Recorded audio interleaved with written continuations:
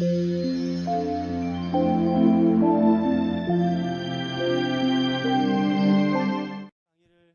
시작하겠습니다. 이게 열방 아주 좀 오래된 얘기예요. 몇 달 전 얘기인데요. 제가 열방대학에 이제 출근해서 사무실에서 업무를 보는데 갑자기 자매 간사들이요. 막 이렇게 막 자기들이가 묻더라고요. 그래서 뭐야 이게? 이게 업무를 못 보게 자꾸 막 봐서 뭐 이렇게 자기들끼리 3, 4, 5 모여서요. 어떤 그 DMB 같은 이렇게 간사들 방에 저희는 텔레비전이 없거든요. TV가. 그러니까 그 핸드폰 DMD로 많이 봐요. 그래서 그래서 너무 뭐 이렇게 좋나 그래서 이렇게 봤더니요. 지금은 이제 끝난 드라마지만요. 그 남자 3명이 주인공인데요. 우통을 벗고 나오는 거예요. 아시네요. 근데 그 남자들 근육이 굉장한가 봐요. 이게 뭐 이렇게 뭐 식스팩도 있고. 식스팩 진짜 보신 적 있으세요? 없으세요? 그럼 직접 보여드려야 되는데 제가 이 시간에 아무튼 막 그걸 보면서 자매 간사들이 뭐 봤어 뭐 그 말근육 막 난리 난 거예요. 너무 재밌다는 거예요. 그래서 저도 그래서 뭐가 이렇게 재밌나? 그래서 제가 그날 밤에 가서 제 아내랑 봤습니다. 그걸 추노라는 드라마예요. 이미 이제 끝난 드라마입니다. 옛날 얘기니까요. 추노라는 드라마는 뭐냐면요, 도망간 노비를 잡는 드라마예요. 그 추노꾼이 이제 등장하는데요. 우연히 제가 딱 틀었던 처음 본 장면이 뭐냐면요, 한 부모님이 계시고 어린 딸이 있는 세 식구예요. 어린 딸이 한 초등학교 3, 4학년 됐을까요? 한 9살, 10살 됐을 법한 아주 어린 예쁜 딸을 데리고요 도망가는 거예요. 제가 우연히 틀은 장면이에요. 그래서 제가 생각했어요. 아이고, 저 노비 도망가다 잡히면 큰일 날 텐데 왜 도망가나? 왜 도망가나? 그게 궁금하니까 계속 보게 되더라고요. 웬걸요? 추노꾼 3명이요 잡았어요. 근데 그 아버지가 잡히지 않기 위해서 필사적으로 싸웠습니다. 막 그 장면 보시면 생각나실 거예요. 정말요, 정말 필사적으로 싸웠어요. 근데 여러분, 전문적인 추노꾼들의 그 기술을 당해낼 수가 없지요. 전문적으로 싸움을 하는 사람들인데요, 정말 거반 죽게 되었어요. 문매를 맞았습니다. 근데 그 아버지가요 포기하지 않고 죽을 지경에 이르렀는데도 불구하고 딸과 그 부인이 잡혀가는 것을 막기 위해서요 온몸을 다해서 저지했다고요. 근데 웬걸요? 잡혔어요. 그래서 질질 끌려왔다고요. 그래서 제가 보면서 생각했어요. 당연히 그렇지. 저거 잡히면 저렇게 되지. 그런 생각이 들더라고요. 그러니까 제가 근데 궁금해진 건 뭐냐면요, 노비가 도망가다 잡히면 저렇게 되는 게 뻔한데 왜 도망갔냐는 것이에요. 그래서 제가 궁금해져서 계속 봤어요. 어머니는요, 잡혀오자마자, 노비 어머니는 잡혀오자마자 그 장대 같은 곳에 거꾸로 매달려서요 문매를 맞았어요. 거꾸로 매달렸어요, 여자가요. 그리고 남편은 멍석을 말아서 그 마을 사람들한테 짓밟혔어요. 거반 죽게 되었습니다. 이상하더라. 그 당연하지. 노비가 도망가다 잡히면 저렇게 되지. 왜 도망갔을까? 왜 도망갔을까? 제가 계속 궁금해다가 봤어요. 나중에 답이 나왔습니다.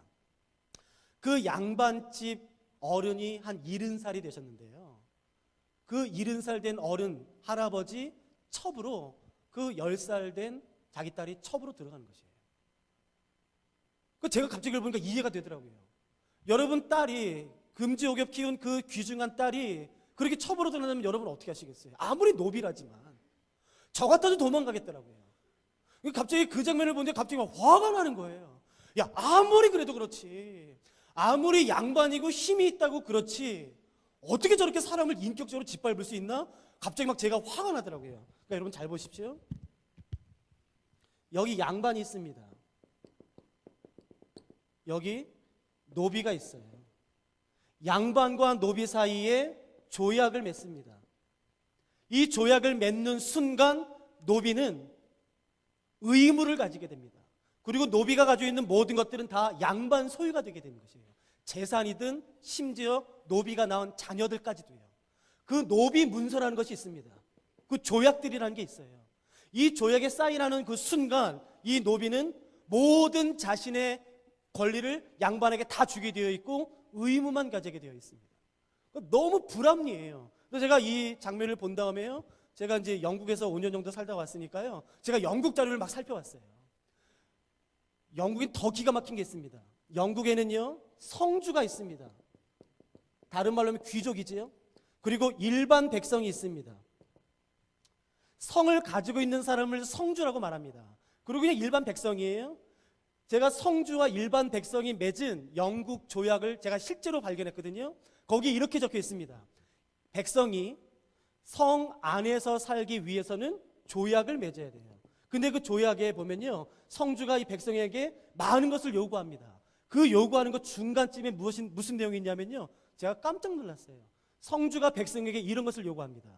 만일 내 성 안에서 살게 될 경우 백성이 만일에 내 성 안에서 결혼식을 한다면 신부는 그 첫날 밤을 성주랑 보내야 됩니다. 이게 조약에 있어요. 남자분들 한번 대답해 보시겠습니까? 이거 조약 사인 하시겠어요? 안 하시겠어요? 저는 안 합니다. 아이, 미쳤습니까? 이런 조약 말도 안 되는, 비상식적이죠. 이건 몰상식하고요, 파렴치한 거죠. 이걸 어떻게 사인합니까? 여러분, 내 사인할 수밖에 없어요. 왜냐하면요, 이 당시 성 밖에는 수많은 야만족들이 있었습니다. 그 야만족들은 때로 몰려다니면서 가난한 백성을 짓밟고 강탈하고 약탈하고 심지어 여자들을 겁탈까지 했었어요. 그러니까 그런 것을 내 힘으로 당해낼 수 없다면 어쩔 수 없이 그 성 안에서 살 수밖에 없습니다. 그래서 성의 보호를 받고 그 성주의 군인들의 도움을 받을 수밖에 없어요. 내가 스스로 싸워서 대항할 힘이 없다면, 여러분, 그 도적대들은요, 몇 명이 아니에요. 수십 명, 수백 명입니다. 근데 나 혼자 어떻게 대항합니까? 그러니까 내가 대항해서 싸울 수 없다면 어쩔 수 없이 성주가 내미는 그 조약문에 사인을 해야 돼요. 근데 여러분, 그 조약에는요, 말도 안 되는 정말 파렴치한 것들이 있습니다. 그래서 제가 그날 밤에 여러 가지 문서들을 다 살펴봤어요. 여러분, 땅을 가지고 있는 사람을 지주라고 말합니다. 이 땅을 빌려서 농사 짓는 사람을 소장농이라고 말합니다. 여러분, 소장농이 지주에게 땅을 빌립니다. 한 해 동안 열심히 농사를 집니다. 한 해 동안 열심히 농사를 져서 그 수확물의 몇 퍼센트를 지주에게 주는지 아십니까? 50% 아닙니다. 그건 경주 최씨 부자 때 처음 생긴 것이고요. 그 이전에는 제가 실제로 문서를 발견했거든요. 70에서 80%입니다. 내가 한 해 농사를 지는데요, 지주는 아무것도 안 합니다. 내가 농사 짓는 것이에요. 땅을 빌려서요. 70에서 80%를 바칩니다. 그러면은 저에게 20%입니까? 아니에요. 이 중에 10%는 나라에 바칩니다. 그리고 5%는 지방 관료에게 바칩니다. 그러니까 나에게 돌아오는 것은 겨우 5%예요. 그러니까 내가 한 해 농사 져서 10가마니를 생산했다, 나에게 돌아오는 것은 반가마니입니다. 반가마니. 자, 여러분, 이 사인 하시겠습니까? 안 하시겠습니까? 어이, 말이 되냐, 이런 거. 아니, 내가 농사를 졌는데 왜 당신이 7, 80%나 갖고 나는 5%밖에 안 갔나? 이건 불합리하다. 이건 말도 안 된다. 나 사인 안 해. 하지 마라. 여러분, 그러면 지주냐, 다른 사람한테 또 사인하는 것이에요. 하기 싫으면 관둬. 그러나 여러분, 기억하십시오. 땅이 없는 경우 어쩔 수 없어요. 내가 땅이 없기 때문에 그나마 5% 반가만이라도 얻기 위해서 여기에 사인을 해야지만 됩니다. 너무 불합리한 것이에요. 마지막 하나만 더 보시겠습니까? 여기 아주 힘이 센 왕이 있습니다. 아주 힘이 약한 왕이 있습니다. 이 강한 왕이 약한 왕을 정복했습니다.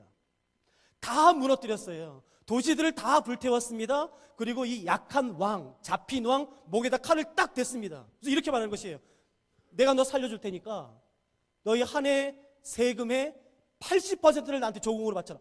80%나요? 그러면 우리는 뭐 먹고 삽니까? 싫어? 그러면 죽이는 것이에요. 그러면 다른 사람을 세웁니다. 목에다 칼을 대고 말하는 것이겠죠? 내가 너를 살려줄 테니까 너네 한 해 세금의 80%를 나한테 바쳐라. 예, 알겠습니다. 그리고 내가 너한테 요구할 때마다 남자 군대를 보내라. 예, 알겠습니다. 땅을 바쳐라. 예, 여자를 보내라. 예. 그게 조약이에요. 여러분, 이 조약에 사인 안 하면요, 죽습니다.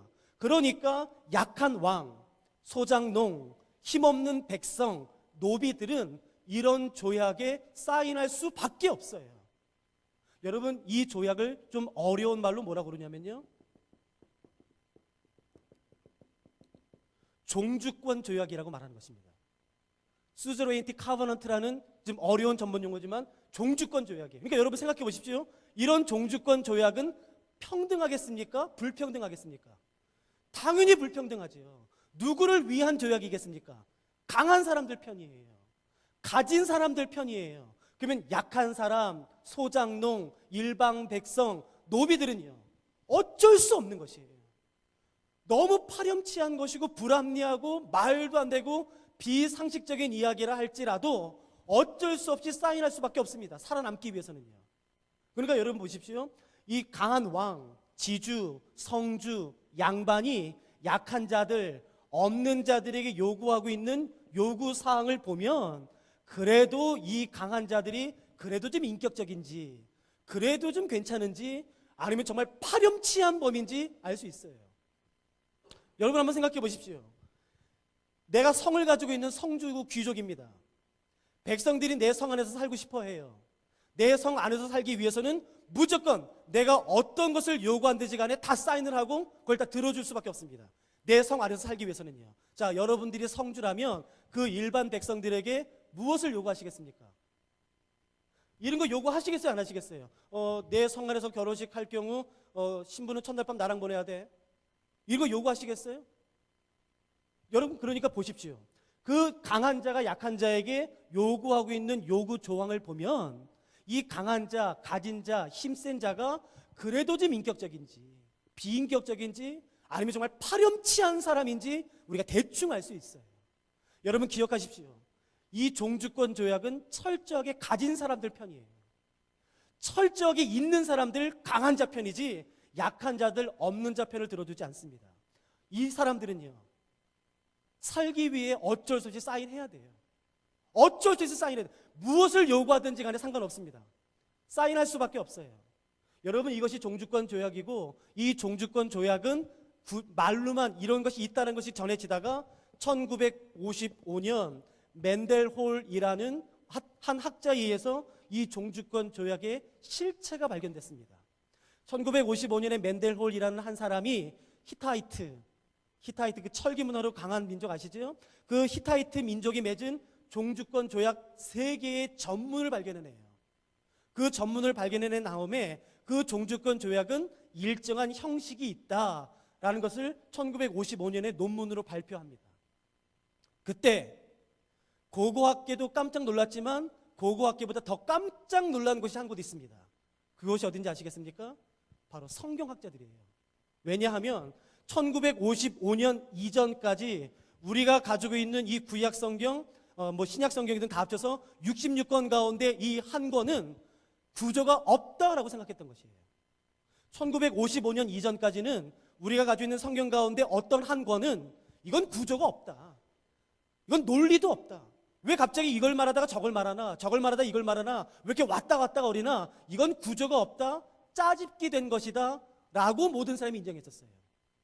그래서 이거는 성경으로 잘 치지 않았고 관심 갖지 않았고 좀 낮은 성경으로 취급했습니다. 그런데 1955년에 종주권 조약의 형식이 발견돼서 논문으로 발표되는 순간 성경학자들이 깜짝 놀랐어요. 왜냐하면 우리가 가지고 있는 성경 가운데 한 권, 1장부터 34장까지 되어 있는 이 한 권이 정확히 종주권 조약 형식대로 되어 있는 것을 그때 알았어요.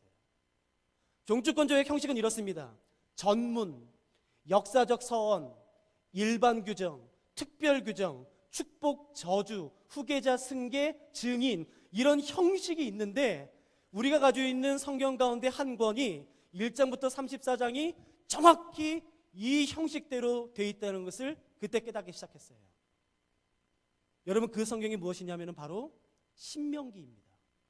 그러니까 우리가 이해되는 것은 신명기는 하나님과 이스라엘이 맺은 종주권 조약이라는 것이에요. 여기까지 따라오셨나요? 잘 보십시오.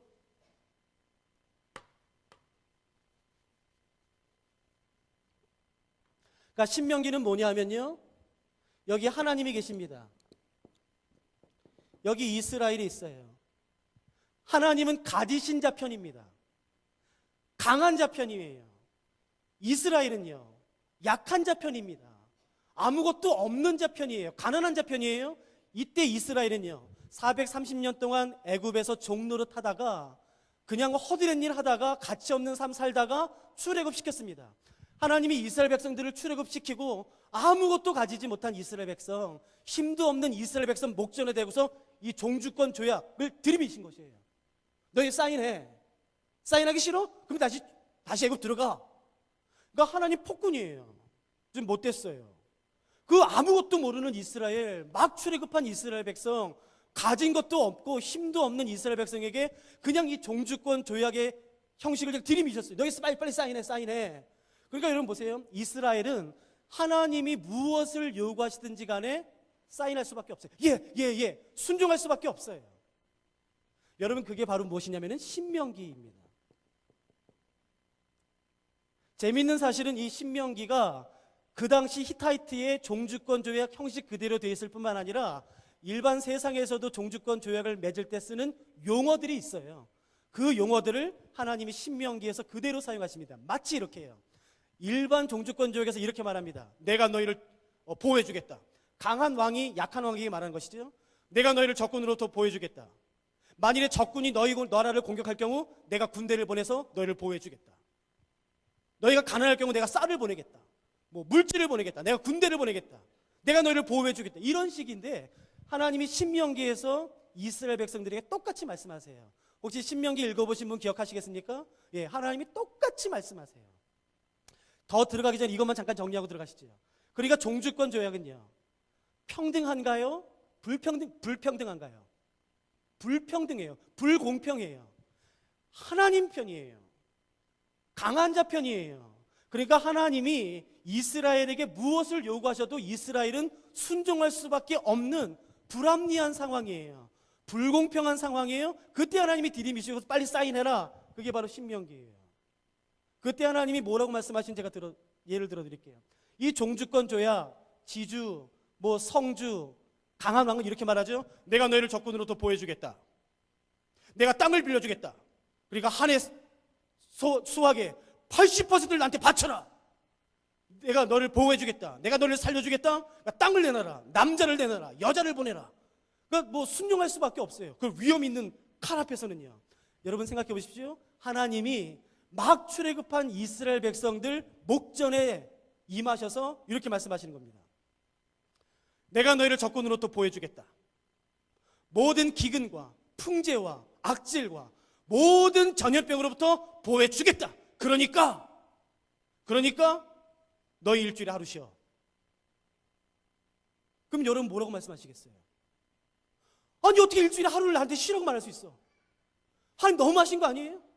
하나님이 이렇게 말씀하신 것이에요. 신명기에서 내가 너희를 적군으로부터 보호해주겠다. 모든 풍질과 모든 전염병과 모든 악재와 모든 질병으로부터 내가 너를 보호해주겠다. 그러니까 너 부모 공경해.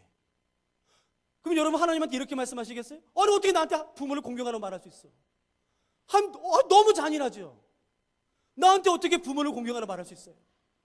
하나님이 또 이렇게 말씀하시는 거예요. 내가 너희를 적군으로부터 보호해주겠다. 모든 기근과 모든 전염병과 모든 악재로부터 내가 너희를 보호해주고 지켜주고 축복하겠다. 그러니까 너 간음하지 마. 우와, 하나님 너무해. 그러실래요? 그러니까 여러분 신명기를 어떻게 이해되는지 아시겠습니까? 신명기는 그 종주권 조약 형식 안에서 이해하셔야지만 돼요. 여러분이 종주권 조약은요, 강한 자 편입니다. 강한 자가 약한 자에게 무엇을 요구해도 100% 들을 수밖에 없는 상황이에요. 여러분 이스라엘은 막 출애굽을 했습니다. 그러니까 하나님이 무엇을 말씀하시든 무엇을 요구하시든지 간에 들을 수밖에 없는 상황이에요. 100% 예스라고 말할 수밖에 없는 상황이에요. 근데 하나님이 이렇게 말씀하시는 것이에요. 내가 너희 적군으로부터 보호해줄게. 모든 전염병과 기근과 풍재와 악질로부터 보호해줄게. 그러니까 일주일에 하루 쉬어. 간음하지 마. 부모 좀 공경해라. 도둑질하지 마. 내 이웃의 아내와 물건을 탐하지 마. 라고 말씀하시는 게 바로 신명기입니다. 그러니까 우리 하나님 너무하시죠? 어떻게 나한테 하루 쉬라고 말할 수 있어요? 그럼 여러분 상상해 보십시오. 지금 그 조약을 맺는 이스라엘 백성들은 430년 동안 애굽에서 종노릇했던 사람들입니다. 애굽에서 430년 종노릇할 때에 일주일 7일 가운데 며칠 쉬었을까요? 며칠 일했을까요? 7일. 며칠 쉬었을까요? 못 쉽니다. 몇 년 동안이에요? 무려 430년이에요. 하나님이 그 이스라엘 백성들을 출애굽시키자마자 그 종주권 조약을 맺으시는 것이에요. 그러니까 이스라엘은요, 반드시 지켜야 됩니다. 반드시. 그 반드시 지켜야 될 요구사항으로 하나님이 요구하시는 게 뭐냐면요, 너 일주일에 하루 쉬어 라는 것이에요.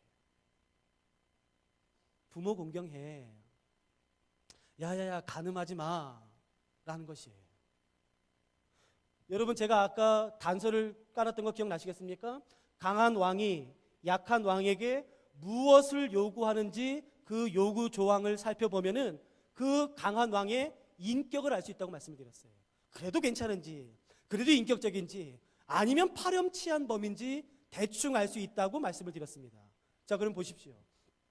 신명기에서 하나님이 이스라엘에게 요구하고 계시는 그 조항들을 살펴볼 때에 하나님은 어떤 분이신 것 같으세요? 못됐죠?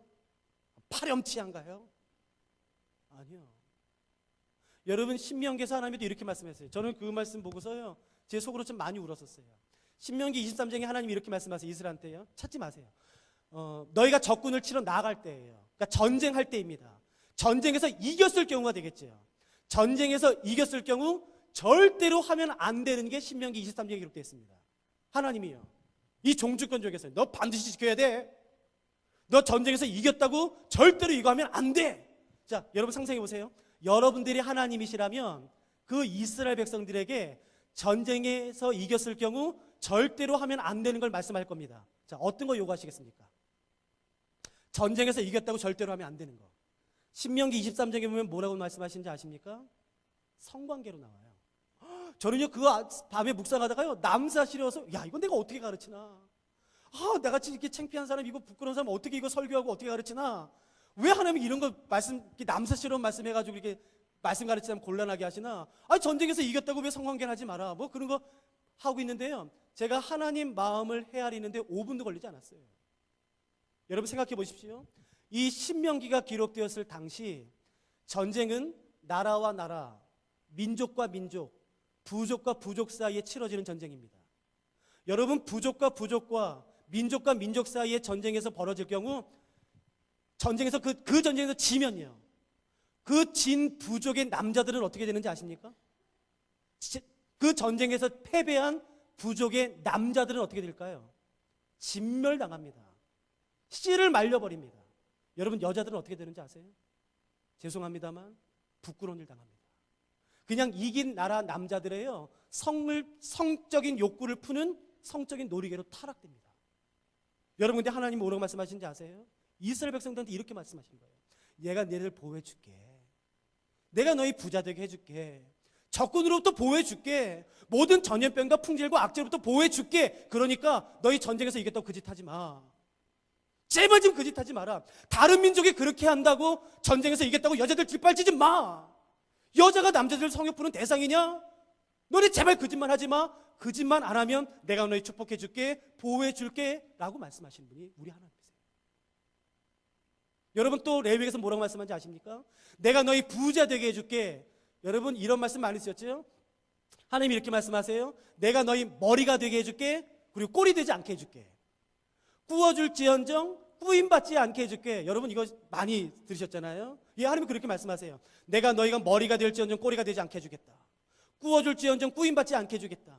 내가 너희가 부자 되게 해주겠다. 모든 나라와 민족 가운데 뛰어나게 해주겠다. 그러니까 추수할 때라고 되어 있어요. 저는 대학교 때 경영학을 전공했었거든요. 여러분, 우리가 사는 이 세상에서 경영학 원칙은요, 잔돈도 잘 관리해야 됩니다. 철저하게 해요. 푼돈을 잘 관리해야 돼요. 그러니까 추수할 때 어떻게 하는 것이 부자 되는 길일까요? 한 톨도 남기지 않고 싹싹 빼는 게 아주 부자 되는 길이죠. 근데 우리 하나님이 이렇게 말씀하셨죠? 내가 너희 부자 되게 해줄게. 머리가 될지언정 꼬리가 되지 않게 해줄게. 꾸어줄지언정 꾸임받지 않게 해줄게. 그러니까 추수할 때 모퉁이까지 싹싹 빼라. 그렇게 말씀하셨죠? 아니요, 그렇게 말씀하지 않으셨어요. 내가 너희 모든 민족보다 뛰어나게 해줄게. 번성하고 부자 되게 해줄게. 그러니까 모퉁이는, 추수할 때 모퉁이는요, 기억나세요? 네, 남겨두라고요. 여러분, 그건 우리가 지금 사는 이 세상의 경영학 법칙과 경제 원칙과 재테크와 정면으로 충돌됩니다. 아니요, 그렇게 하면 부자 못 됩니다. 이해되시죠? 그거 모퉁이 남겨두면 부자 절대로 못 됩니다. 그러나 우리가 믿는 하나님의 말씀에는요, 모퉁이 남겨두라고 되어 있는 것이에요. 그리고 그 이유가 다음에 나와 있습니다. 뭐지요?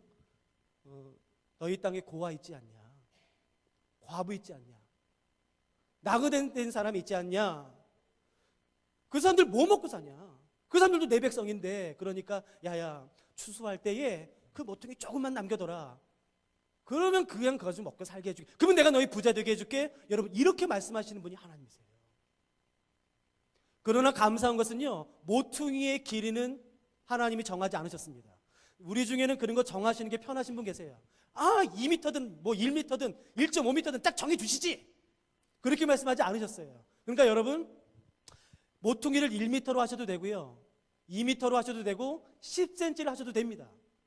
괜찮아요. 10cm 하셔도 돼요. 모퉁이를 남겨두라는 것이 원칙입니다.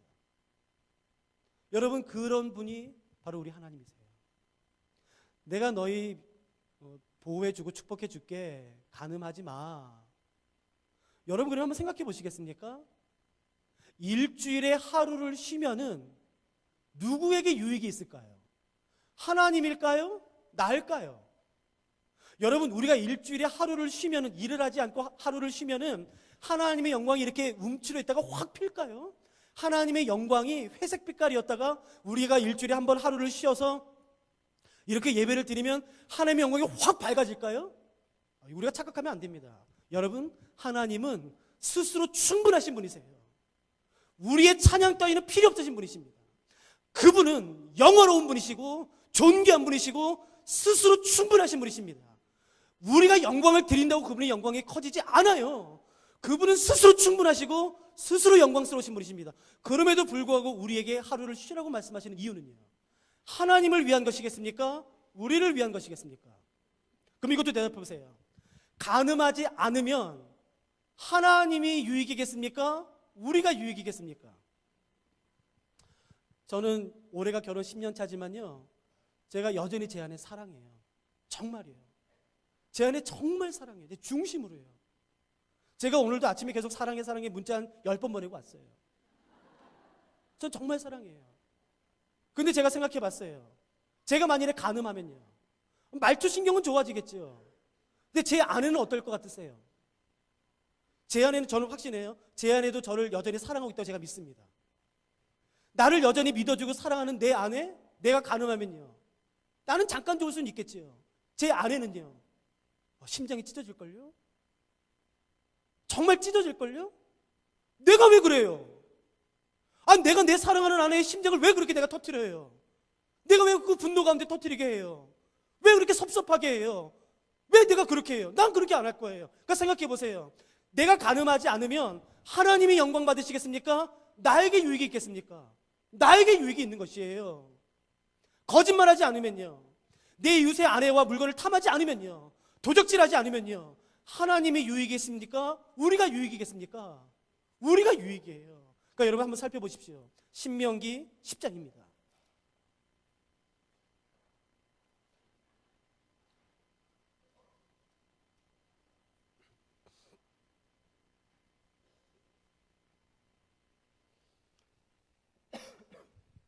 신명기 10장 12절부터 13절을 제가 읽어드리겠습니다.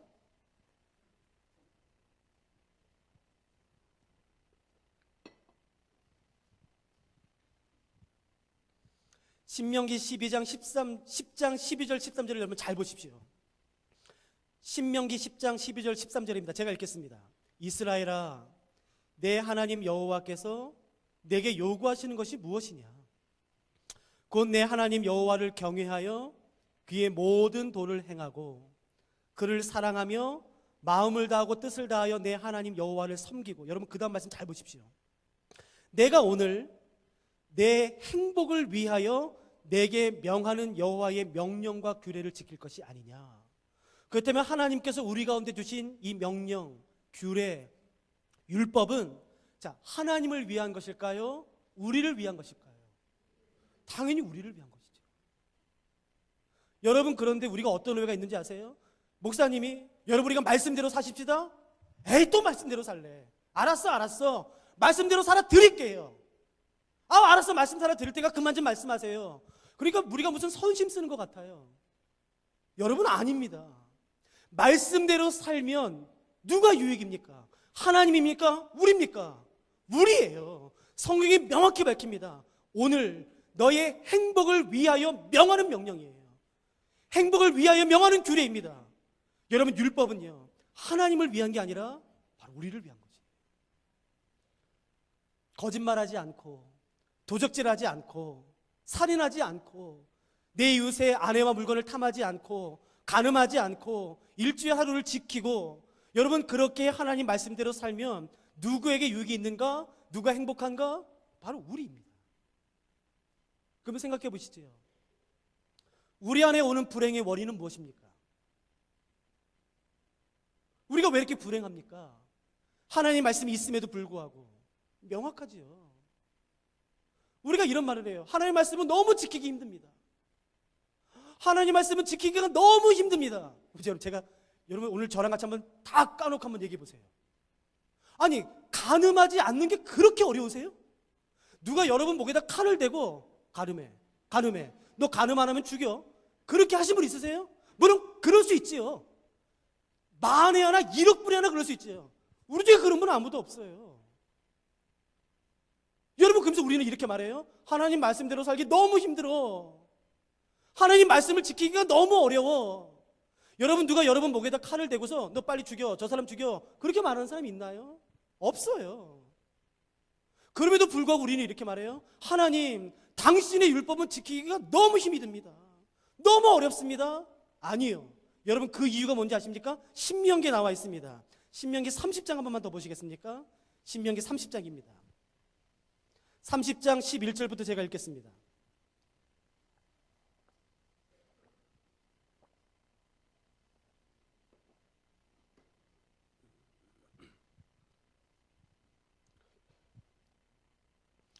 신명기 30장 11절부터 14절을 제가 읽어드릴 테니까 여러분 잘 보십시오. 내가 오늘 내게 명령한 이 명령은 내게 어려운 것도 아니요 먼 것도 아니라. 맞지요? 하나님이 이렇게 말씀하셨어요. 왜요? 이스라엘 백성들이 그렇게 불평했거든요. 너무 어렵다고. 12절 읽겠습니다. 하늘에 있는 것이 아니니 내가 이르기를 누가 우리를 위하여 하늘에 올라가 그의 명령을 우리에게로 가지고 와서 우리에게 들려 행하게 하려 할 것이 아니요 이것이 바다 밖에 있는 것이 아니니 내가 이르기를 누가 우리를 위하여 바다를 건너가서 그의 명령을 우리에게로 가지고 와서 우리에게 들려 행하게 하려 할 것도 아니라. 분명히 말합니다. 하나님, 당신의 율법은 지키기가 너무 힘이 듭니다. 왜냐하면 당신의 율법은 저 하늘에 있습니다. 저 바다 끝에 있습니까? 우리가 그러니까 어떻게 지킵니까? 근데 하나님 분명히 말씀하세요. 아니야. 내 율법은, 내 명령과 규례는 저 하늘 끝에 있지 않아. 바다 끝에 있지 않아. 어디 있는지 아세요? 14절에 나와 있습니다. 오직 그 말씀이 내게 매우 가까워서 내 입에 있으며 내 마음에 있은즉 내가 이를 행할 수 있느니라 라고 되어 있어요. 여러분, 하나님의 말씀이 우리 마음에 있대요. 그럼에도 불구하고 우리가 지키지 못하는 이유는, 그러니까 단순하게 뭐겠습니까? 하나님의 말씀이 우리 마음에 있다면, 그럼에도 불구하고 우리가 지키지 못한다면 그 이유는 무엇이겠습니까? 단 하나예요. 뭐지요? 무엇이 없는 겁니까? 마음이 없는 것이에요. 하나님의 말씀을 지키고 싶은 마음이 없는 것이에요. 여러분, 하나님 말씀을 지키면 그 유익은 우리가 받는 것입니다. 도적질하지 않으면, 살인하지 않으면, 간음하지 않으면, 거짓 증거하지 않으면 뇌물을 받고, 여러분 하나님이 신명기 말씀하신 거 기억나세요? 너 재판관이냐? 잘했다. 공부 많이 했지요. 그래, 너 재판할 때에 뇌물 받고 억울한 사람들의 송사 그거 꺾지 마 라고 돼 있어요. 뇌물 받고 재판을 굽히지 마. 그렇게 하면은 내가 너 부자 되게 해줄게, 보호해 줄게 라고 되어 있어요. 말씀을 지키면 그 유익은 누가 얻습니까? 우리가 얻는 것이에요. 근데 우리는 완전히 반대로 생각하고 있어요. 내가 하나님을 위해서 지켜드릴게요. 내가 지켜드릴게요. 아닙니다. 그 말씀을 지키면 그 유익과 그 행복은 고스란히 우리의 몫이 되는 것이에요. 여러분, 이 말씀대로 살았을 때에 이스라엘은 여호수아 시대를 거칩니다. 정복하고 땅을 받고 땅을 분배합니다. 근데 여러분, 이스라엘 백성들이 하나님 말씀대로 사는 게 자존심이 많이 상했나 봐요. 자존심이 상했나 봐요. 그래서 하나님 말씀대로 살기가 싫었나 봐요. 마치 우리처럼. 그래서 하나님이 이스라엘 백성들한테 이렇게 하셨어요. 그래? 내 말씀대로 살기 싫으냐? 그래, 한번 네 맘대로 살아봐라. 네 맘대로 살아봐라. 그래서 성경은 그때를 뭐라고 기록하고 있느냐면은 이렇게 기록합니다. 그때에 이스라엘의 왕이 없으므로 자기 소견에 옳은 대로 행하더라 라고 기록되어 있어요. 여러분 보세요. 그러니까 하나님 말씀이 기준이 아니라 내 마음이 기준으로 이제 사는 삶이 됐습니다. 그러니까 더 행복해지겠죠? 더 번영했겠지요? 더 살기 좋아졌겠지요? 왜요? 에이, 내 하나님 말씀 싫어. 내가 자존심 있지. 내가 왜 당신 말씀대로 살아? 나도 생각이 있고 이성이 있는데, 판단할 능력이 있는데 내가 왜 당신 말씀대로 살아? 싫어. 자존심 상해? 그래? 그러면 네 마음대로 살아봐라. 그러니까 여러분, 자기 소견에 옳은 대로 행동했던, 살았던 그 시대는요, 더 행복했겠지요. 더 번영했겠지요. 정말 최고의 태평성대를 거뒀겠지요. 성경은 그 시대를 일컬어 뭐라고 부르는지 아십니까? 예, 사사시대라고 일컫습니다. 사사시대의 가장 중요한 특징이 무엇인지 아십니까? 이것입니다. 그때에 이스라엘의 왕이 없으므로 자기 소견에 옳은 대로 행하더라. 사사시대의 가장 중요한 특징이 뭔지 아십니까? 하나님 말씀이 기준이 아니라 자기 마음이 기준이에요. 자기 생각이 기준입니다. 혹시 사사기를 읽어보지 않으신 분은 사사시대가 어떤 시대인지 알기 위해서는요, 사사기를 읽으실 필요가 없습니다. 제 말 믿으십시오. 괜찮습니다. 사사시대? 내가 모르는데 사사기 안 읽어봤는데, 사사시대 알고 싶으시면 굳이 사사기를 안 읽으셔도 됩니다. 오늘 모임 마치시면 교회에 나가신 다음에 그냥 편의점에 하나 들리십시오. 편의점에 들리셔서 지금 대한민국에서 나온 어떤 신문이든지 신문을 펴서 읽으십시오. 여러분, 그 신문의 내용이 사사기에 나오는 내용과 똑같습니다. 집단 강간, 잔인함, 연쇄살인, 토막살인, 무자비함, 음란함, 제사장이 처벌됩니다. 레위인이. 여러분, 그 시대가 어떤 시대인지 아시겠습니까? 사사시대예요. 자기 소견대로 살았으면, 자기 마음대로 살았으면, 하나님 마음 말씀에 순종하는 게 자존심 상해서 내 마음대로 살았으면 더 좋아져야 되잖아요. 아니요, 사사시대는 명확히 밝힙니다. 여러분, 그 시대는요, 음란으로 가득 찼을 때예요. 수많은 음란함과 잔인함과 무자비함이에요. 여러분, 12 토막살인 사건이 사사기에 기록되어 있습니다. 얼마 전에 수원에 토막살인 난 건 기억나십니까? 무자비함이에요. 무자비함. 어린아이를 내 성욕을 채우기 위한 도구로 전락시키는 것입니다. 여러분, 지금 우리가 살고 있는 이 한국 시대는 누가 봐도 사사시대입니다. 사사기에 나오는 내용과 똑같습니다. 여러분, 레위인, 오늘날로 말하면 하나님의 종이라고 말하는 사람들이죠. 처벌됩니다.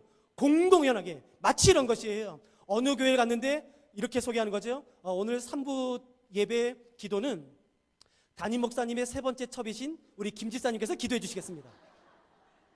여러분들 이렇게 웃고 끝나는 거. 참나. 우리 목사님 정말 자유로워. 그렇게 개방적이야. 남자면 그럴 수 있지. 뭐 어때? 라고 끝나는 것이에요. 여러분 아십니까? 우리가 지금 그런 시대에 살아요. 지지난주도 대형교회 두 목사님이 펑펑 쓰러졌습니다. 수많은 음란함이 이 나라를 덮고 있습니다. 여러분, 교회가 얼마나 많은지 아십니까? 그래도 이 시대는 사사시대예요. 왜요? 사사시대의 가장 중요한 특징은 사사기 자체에서 이렇게 말합니다. 그때에 이스라엘의 왕이 없으므로 자기 소견에 옳은 대로 행하는 거지. 여러분, 우리가 사는 이 시대에 죄는 없습니다. 네, 죄는 없습니다. 죄가 뭔 줄 아십니까? 내가 싫어하는 게 죄예요. 아무리 성경에서 그거를 죄라 목사님이 절대로 그거 하면 안 된다, 그건 죄라 말해도 내가 좋으면 하는 것이에요. 아무리 하면 안 된다 해도 내가 좋으면 하는 것입니다. 이런 반대예요. 이걸 하셔야 됩니다. 이게 바른 것입니다. 이렇게 살아야 됩니다. 라고 말을 해도 내가 싫으면 안 하는 것이에요. 그러니까 죄의 기준이 무엇인지 아십니까? 이 말씀이요? 아닙니다. 죄요? 내 마음입니다. 내가 싫은 게 죄예요. 내가 싫어하는 게 악입니다. 내가 좋아하는 게 선이에요. 아무리 내 주변 사람들이 그건 나쁜 거야, 바르지 않은 거야, 그렇게 하면 안 돼라고 말해도 내가 좋으면 하는 것이에요. 여러분, 우리가 사는 이 시대는 지금 대한민국 이 땅에 다른 어느 때보다도 교회가 많은 시대에 삽니다. 그러나 이 시대는 사사시대입니다. 교회가 아무리 많아도. 사사시대의 특징이 뭔지 아시겠습니까? 그건 자기 소견에 옳은 대로 행동하는 것이에요. 아무리 이 땅에 그리스도인이 넘쳐나도 이 시대는 사사시대인 것입니다. 왜요? 수많은 그리스도인이 있다 할지라도 교회 예배 끝나고 다 돌아가서는 그냥 내 마음대로 사는 것이에요. 내 마음이 기준이 되는 것입니다. 여러분, 제가 구체적인 이름을 대지 못해서 죄송합니다만 서울의 한 대형 교회예요. 이름만 대면 알만한 초대형 교회에서 사경을 했어요. 사경을 하고 제가 죄설교를 하고 그 호텔에 장로님이 저를 이렇게 픽업해 주시면서 이런저런 얘기하다가 제가 그때 이런 얘기했어요. 아내 이외에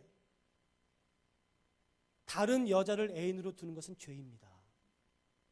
남편 이외에 다른 남자를 애인으로 두는 것은 죄입니다. 그랬더니 그 장로님이 저를 픽업하시고 이런저런 얘기하시다가 호텔에서 내릴 때쯤에 에이, 간사님 아직 젊어서 몰라요. 그게 남자의 능력입니다.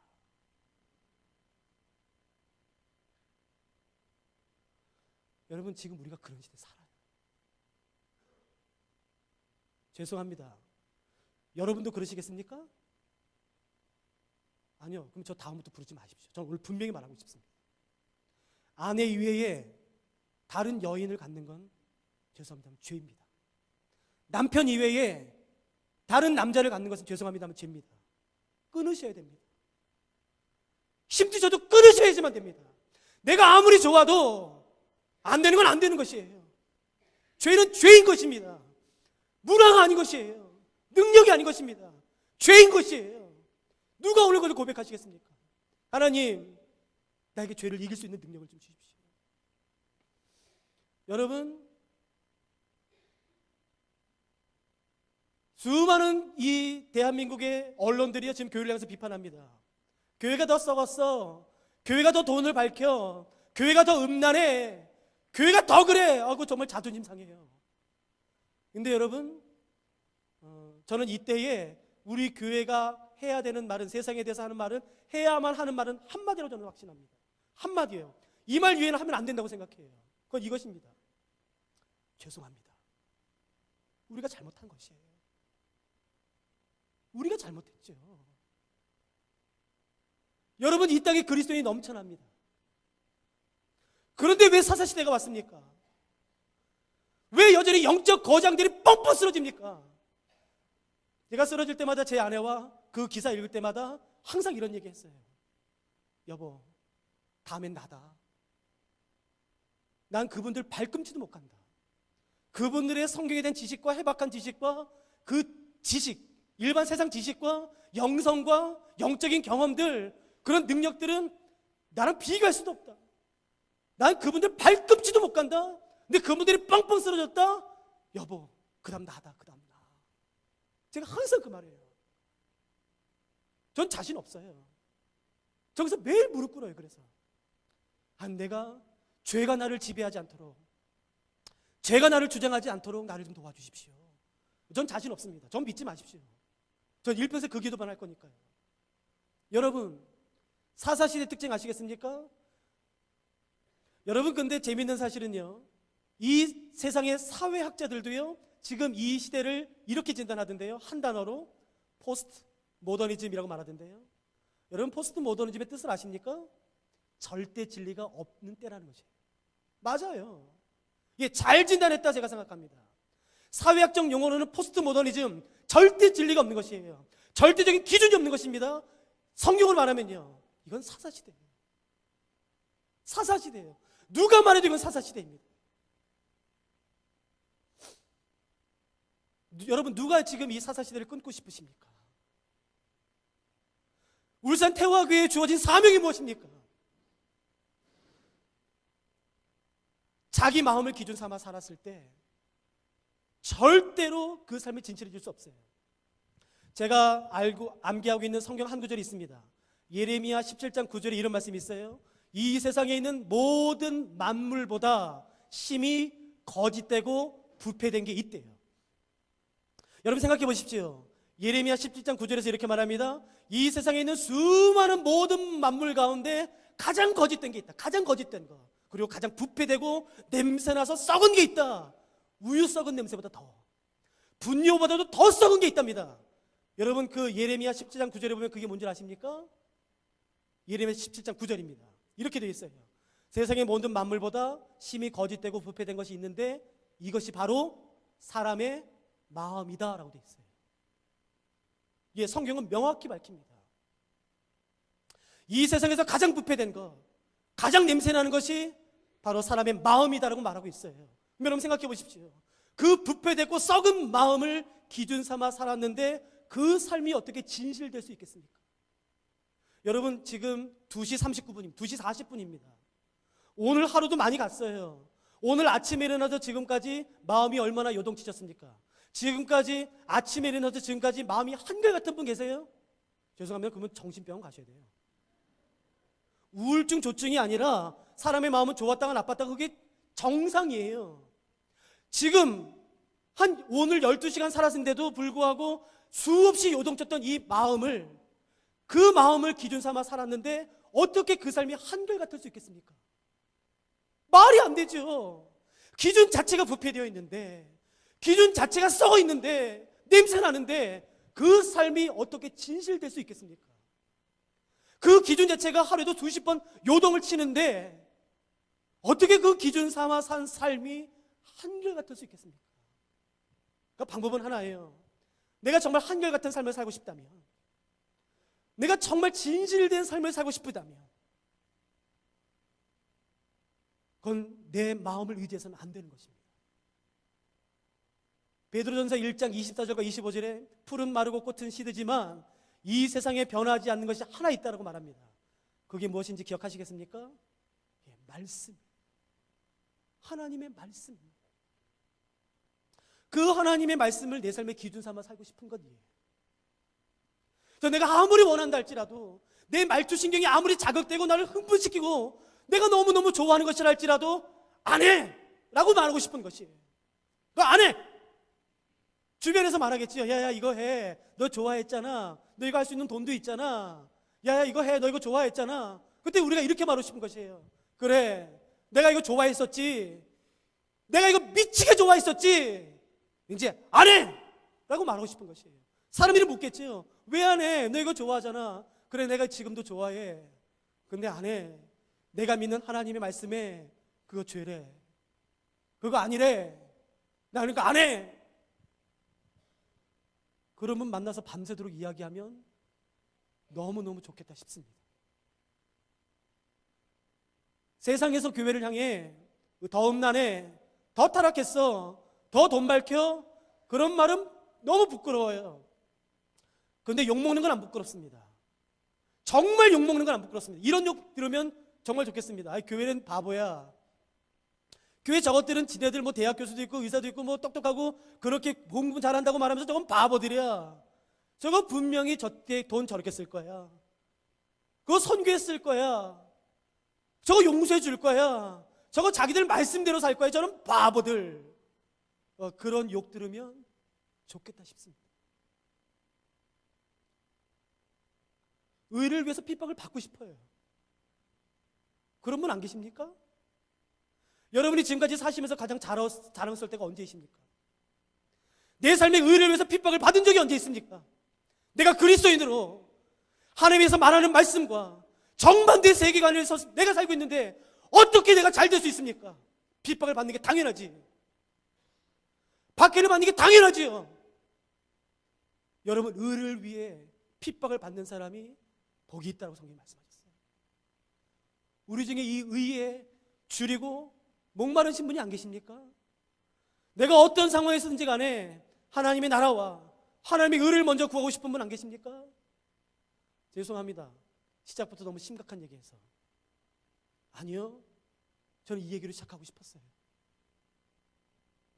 하나님 말씀을 기준 삼아 살고 싶어요. 여러분, 그래서 제가 울산태화교회 이번에 구약 세미나를 준비하면서 제가 기도할 때에 하나님이 제게 주신 한 말씀이 있습니다. 제가 주께 받은 계명이 있습니다. 감히 이렇게 말씀드립니다. 제가 여러분들을 위해서 기도할 때에 하나님께서 여러분들에게 말씀하길 원하시는, 여러분들에게 계명으로 주길 원하시는 제가 주께 받은 계명이 있습니다. 근데 여러분이 순종하기를 원하시면 그 말씀이 무슨 말씀이든지 아멘 하실 수 있으면 제가 그때 말하려고 해요. 하실 수 있으시겠습니까? 여러분, 제가 주께 받은 계명이 있어요. 그것이 내가 손해가 되는 것이 할지라도, 내 자존심이 상해도, 내가 많은 손해가 있어도 여러분 지킬 자신 있으십니까? 여러분, 제가 주께 받은 계명은 이것이에요. 서로 사랑하라 라는 말씀이에요. 그러니까 사랑할 수 있으시겠습니까? 용서하실 수 있으시겠어요? 끌어안고 보호하고 연약한 사람 돕고 여러분 사랑하는 것이에요. 주께서 우리에게 주신 계명은 바로 이것입니다. 서로 사랑하는 것이에요. 모든 비판과 뒷담화와 뒤에 사는 모든 비난을 끊고 사랑하기로 결정하는 것입니다. 섬기기로 결정하는 것이에요. 끌어안기로 결정하는 것입니다. 내가 먼저 섬기는 것이에요. 여러분, 그럴 때에 우리가 더 큰 하나님의 나라를 경험하게 될 것입니다. 그리고 내 안에 있는 모든 사사시대의 그런 음란한 것을 끊을 수 있을 것이에요. 여러분, 사사시대는 개인적으로 찾아올 수 있습니다. 내 안에 있는 그런 음란함들, 무자비함이 있어요. 내 안에 분노, 폭력, 그 자존심 상하게 했을 때 일어나는 그 불같은 분노. 여러분, 그 사사시대를 끊는 방법은 이것입니다. 하나님의 말씀을 내 삶의 기준으로 삼는 것이에요. 그리고 죄를 미워하는 것입니다. 죄를. 여러분, 우리는 하나님이, 우리가 성공하면 하나님이 기뻐하실 거라는 착각이 있습니다. 여러분, 한번 대답해 보시겠습니까? 신약 성경에 성공이라는 단어가 몇 번 반복될까요?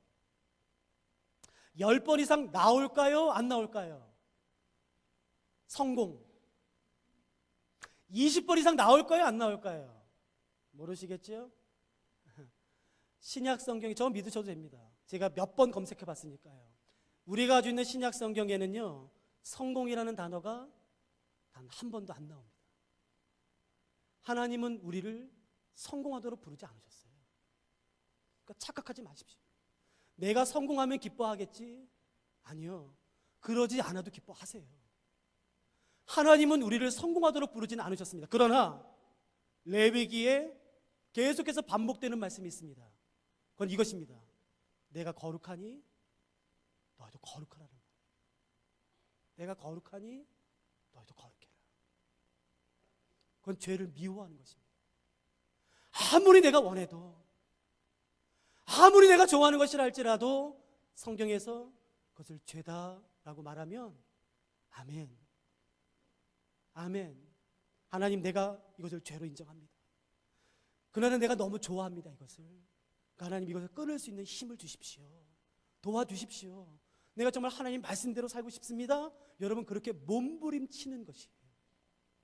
그 말씀을 기준 삼아 살 때에 우리에게 행복이 주어집니다. 저는 제 아내의 행복을 위해서 저는 간음하지 않으려고요. 나쁜 놈이죠? 아니요.